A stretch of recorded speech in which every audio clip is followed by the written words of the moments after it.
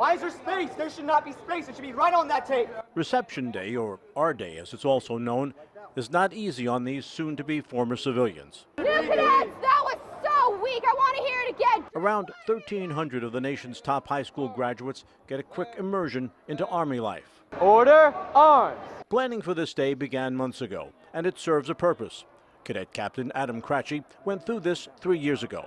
The biggest focus today is making sure that the class of 2020 learns how to conduct themselves in a military manner and learns the basic aspects of military discipline. Most of this takes place away from families who have accompanied their son or daughter as they join the long gray line of West Point cadets.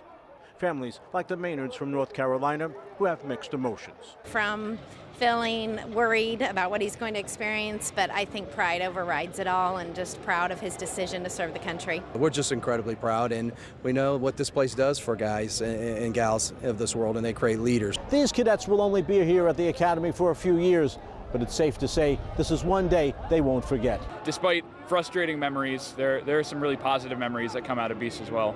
And despite the rough beginning, the end result of this indoctrination is a group who can lead others in the defense of the nation. At West Point, John Goff, News 12.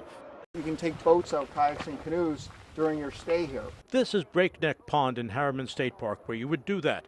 But just 15 months ago, these are the living conditions you would have found here.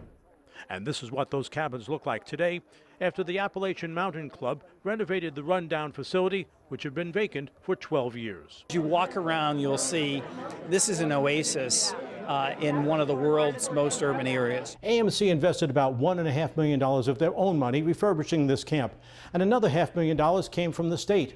And now AMC will be operating this camp under a long-term lease. You'll see everything new inside. On Wednesday, New York State Parks Commissioner Rose Harvey toured what is now called the Harriman Outdoor Center. The Appalachian Mountain Club is using the camp this summer to introduce people, especially children, to the outdoors. This and similar camps nearby are the oldest such facilities in the nation, and Commissioner Harvey says the public-private partnership is paying dividends for the state. We're both going to invest in the infrastructure ourselves, but look for partners that have their own capital, and then they leverage our dollars. And with a state commitment of $14 million for revitalization of all the camps in the park, expect to see more views like this being made available to the public. In Harriman State Park, John Goff, News 12. It was late Wednesday afternoon at this M&T Bank in Wawayanda on Dolson Avenue just outside of Middletown. That's when this man walked into the bank and demanded money from a teller.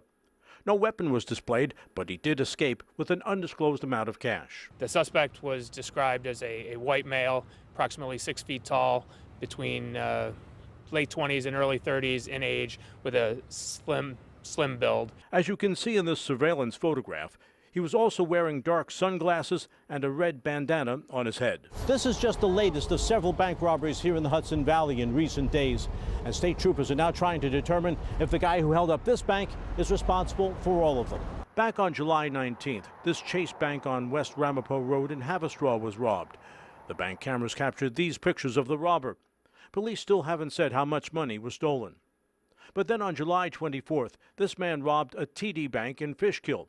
The description of the robber at both banks is also similar to the robber in Wawayanda.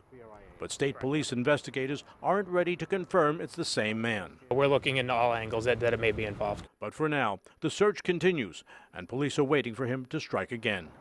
In Wawayanda, John Goff, News 12.